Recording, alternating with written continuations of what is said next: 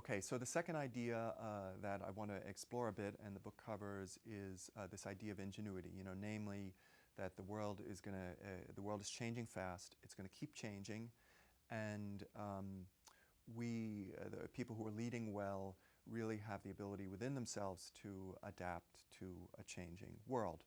And what I just said is a completely ho-hum statement. Everybody knows this. And the fact is not kind of that it's some brainstorm to say the world is changing, we have to be able to adapt.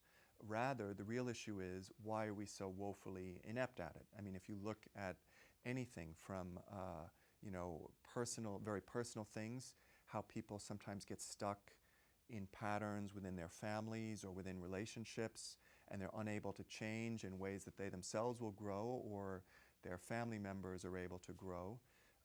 Or if we take it on down to corporate settings, if you look at the list of large companies 50 years ago, or most admired companies even 10, 15, 20 years ago, it's stunning to see how many of them fail or are unable to continue to adapt. So, we have this myth that there are companies that are great performers, adaptive, and so on, but the ability to do that over a long period of time is almost non-existent, and there's very few humans and organizations who carry that off well.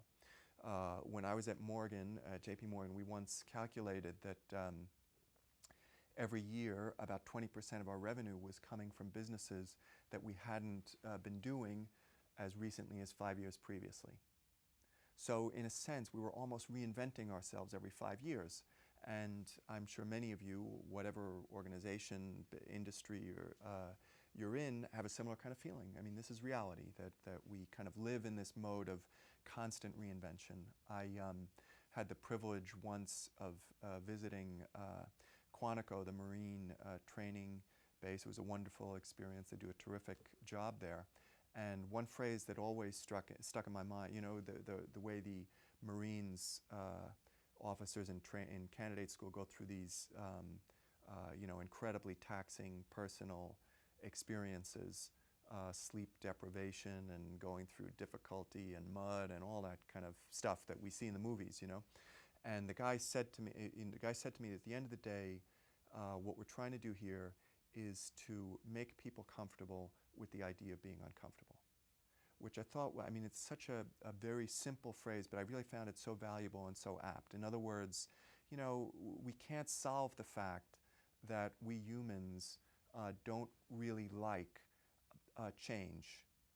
We say we like change, but we don't like change. People like to do things the way they're used to doing them. They like to perform and act in relationships with other people the way we're used to doing it. And so his great, the Marine's great insight, which is a human insight, that we're not trying to remove discomfort, the uncomfortableness of change and ambiguity and so on. That's going to be there, but rather to make people comfortable with it. In other words, to get ourselves a little more used to the fact that this is the way reality is, and we have to be able to deal with it. And I think in one of these, what value could the Jesuits add to this issue? I think the key is in one of these meditations in the spiritual exercises of St. Ignatius. He has this meditation where he says, all right, imagine if you inherit an enormous amount of money, what ought you to do with it? And I guess, a saint wrote this meditation. So your first instinct is to say, well, I guess the right answer is to give money to poor people and then to rejoice piously. And maybe that is the best thing we could do with extra money, but in fact it's not the right answer in the meditation. What he says is that the first thing we need to do is to make ourselves free. When we're on the verge of any major decision, we make ourselves free to pursue any legitimate course of action, any strategy, we would say today. And then we make a choice according to whatever is our goal or objective. And for Jesuits, their goal, their objective is to do things that are ad maiorem Dei gloriam, to do things that are for God's greater glory. So that's their standard, that's their objective.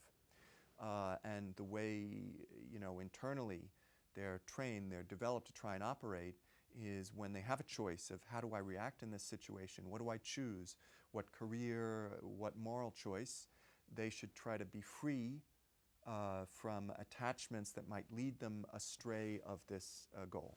Now, this sounds a little abstract, so let me try to translate it to a completely corporate, secular example that anybody who has been involved in mergers or acquisitions would be familiar with.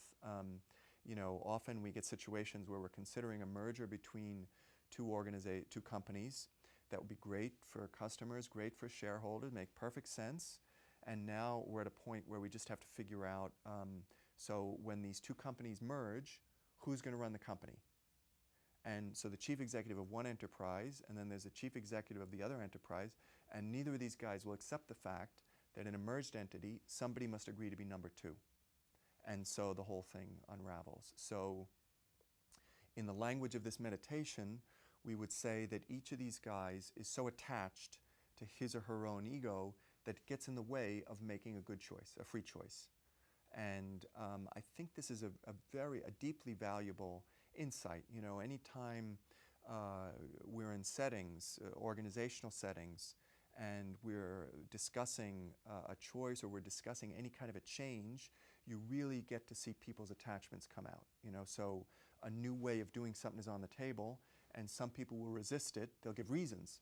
But underneath, we feel like what's really going on is, oh my God, he's done it this way for the last 10 years, and he's just afraid of that he's not going to be able to learn the new way. And so he's so stuck, so attached to his own fears, that it holds him back from being able to change, take the necessary level of risk. Or somebody else might be resisting an idea because it was suggested by somebody who's new to the organization. And so we're kind of attached to our own staid ideas of who we are and how we do things, and we have a kind of a subtle bias against somebody because he's new or younger or too old or black or whatever the heck it might be. Or you see people who resist change because they're attached to status and afraid, for example, possibly of the risk of failure or of diminishing their own status or of getting something wrong. So, how do we become more ingenious, better risk takers? We tend to just point to the outside world and say the world is changing, we need to change too. But that's not the issue. The issue is more that people might be able to look inside themselves and be able to take stock of what sorts of attachments, to use St. Ignatius' words, what sorts of derailers inside us might hold us back from being free enough to make the kind of choices that we need to make.